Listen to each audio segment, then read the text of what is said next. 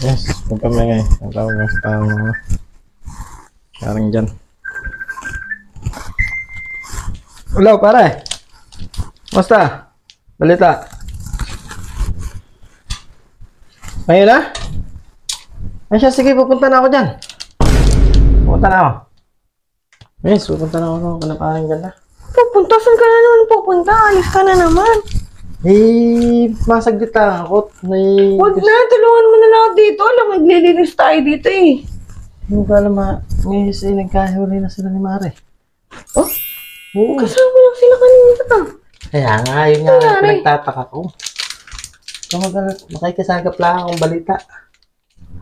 Sige, alamin mo ha kung anong nangyari. Alam ko pa naman, chismosa ka pa naman. Grabe ka. Balitaan mo agad ako ha. Punta ka na, bilisan mo na. Bumalik ka agad ha.